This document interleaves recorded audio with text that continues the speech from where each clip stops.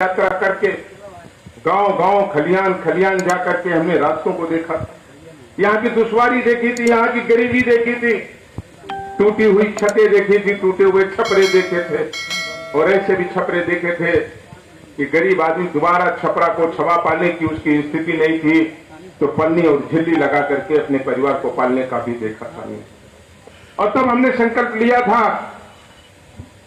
क्या जो लोग कहते हैं कि रोहनिया ब्लॉक सबसे पिछड़ा ब्लॉक है, आने वाले दिनों में रोहनिया ब्लॉक उत्तर प्रदेश के सर्वश्रेष्ठ ब्लॉकों में खड़ा होगा।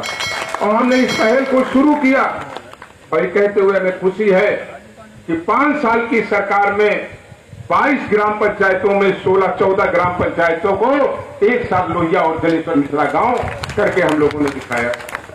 यही रसूलपुर इतनी बड़ी ग्राम पंचायत जहां 7-8 हजार लोग मतदाता हों, वहां के लोग पक्के मार्ग से नहीं जुड़े थे। पहली बात उमरन से उन्हें जोड़ने का काम किया। आजादी के 70 साल बीत गए थे, रोहनिया में कैसे बिजली आई ये किसी ने नहीं देखा था।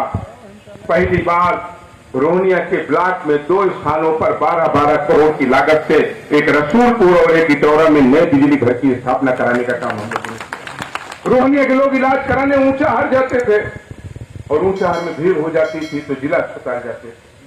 हमें खुशी इसी रोहनिया को 22 करोड़ की लागत से हम लोगों ने हनुमानगंज में एक बड़ा प्राथमिक स्वास्थ्य केंद्र भी देने का काम किया। बफलाही की खुदाई भी शुरू कराई गई, लेकिन दुख है कि सरकार गुजरने के बाद उस खुदाई को रोक देने का काम किया। और इसलिए आज हम कहना चाहते हैं अपने समाजवादी साथियों से कि एक बड़ा संकल्प है इस शपथ ग्रहण के समय पर और बड़ी चुनौतियां भी हैं आपके सामने। चुनौती कौन लोग दे रहे हैं?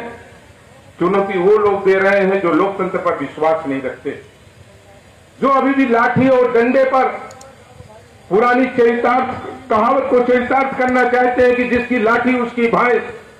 लेकिन याद रखिए हिंदुस्तान में ये नहीं चलेगा। हिंदुस्तान में संविधान का राज रहेगा।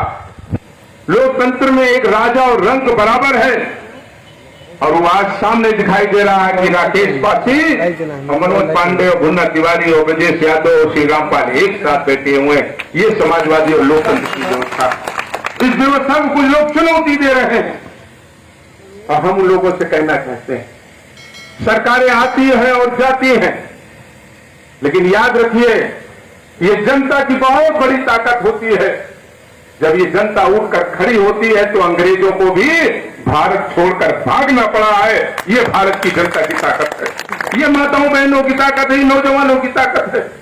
लेकिन आज उन लोगों को हम कहना चाहते हैं, चुनौती देना भी चाहते हैं कि जो लोग ये चाहते हैं, कुछ लोग हैं जो मोदी फैक्ट्री में पहले मोटर चोरी किया करते थे, सुपरमार्केट के साइकिल स्टैंड से साइकिल चुराया करते थे। मैं नहीं कह रहा हूं, थानों में मुकदमे दर्ज है उनके नाम, मोटर चोरी करते हुए और साइकिल को चोरी करते हुए, जिनको दया करके हमने नगर रायबरेली के नगर पालिका अध्यक्ष रहते हुए पंप ऑपरेटर भी बनाया था। नीचे पैजामा ऊपर टी-शर्ट। वो कुछ लोग भूल रहे हैं कि रायबरेली के लोकतंत्र को हम कब्जा कर लेंगे। वो रायबरेली की 22 लाख और 23 लाख की जनता को चुनौती देने का काम कर रहे हैं। उनसे हम कहना चाहते हैं कि 2019 में जनता ने आपको अपनी औकात बताई है। ऊंचाहार की जनता 2022 में फिर आपकी औकात आपको बताने का काम करेगी। हम जनता की राजनीति करते हैं, हम गरीब और कमजोर की राजनीति करते हैं, हम न्याय और अन्याय के बीच में सीमाएं बना करके काम करते हैं। हम कभी अन्याय के साथ नहीं खड़े हुए और न्याय के साथ कभी खड़े नहीं हो सकते। हम लोकतंत्र पर विश्वास करते हैं, हम भारत के महान संविधान पर विश्वास करते हैं। और इसलिए रोहनिया के प्रधानों और रोहनिया के क्षेत्र पंचायत के सदस्यों और जब आपको विश्वास दिला रहे हैं कि कहीं लोकतंत्र रहे न रहे, लेकिन रोहनिया के ब्लॉक में आपको पूरा लोकतंत्र दिखाई देगा। और पहली बात क्षेत्र पंचायत सदस्यों का भी सम्मान आपको सर्वोच्च दिखाई देगा। इनकी संस्तुतियां मानी जाएंगी, इनकी रिकमेंडेशन मानी जाएगी विकास कार्यों में, और इनकी राय को सर्वोच्च रख करके हम लोग इस रोहनिया के विकास को करने का काम करेंगे। कुछ लोग हैं जिन्हें ये तो दिखाई दे रहा है कि घड़ी 12 पर है, लेकिन उन्हें नहीं दिखाई दे रहा है ये घड़ी अभी 3 पर भी आएगी और 6 पर भी आएगी और 9 पर भी ये घड़ी आने वाली है। 4 महीने का वक्त है साथियों।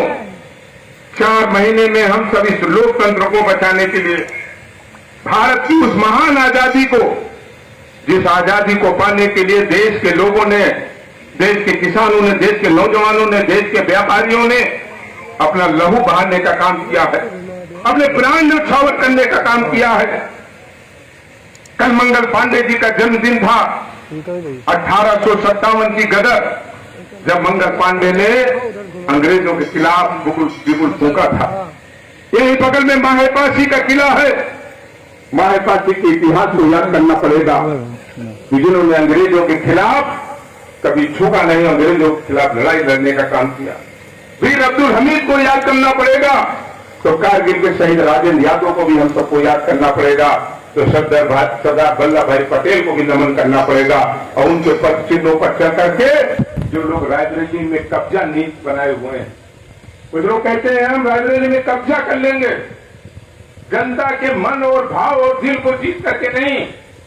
हम जानते हैं उनकी हैसियत हम भी जानते हैं और जनता भी जानती है। और उनसे हम कहना चाहते हैं कि मनोज पांडे लोकतंत्र पर विश्वास रखते हैं और संविधान पर विश्वास रखते हैं, और मनोज पांडे के साथ अपनी जनता का आशीर्वाद है, इन माताओं बहनों का आशीर्वाद है, इन नौजवान साथियों का आशीर्वाद है।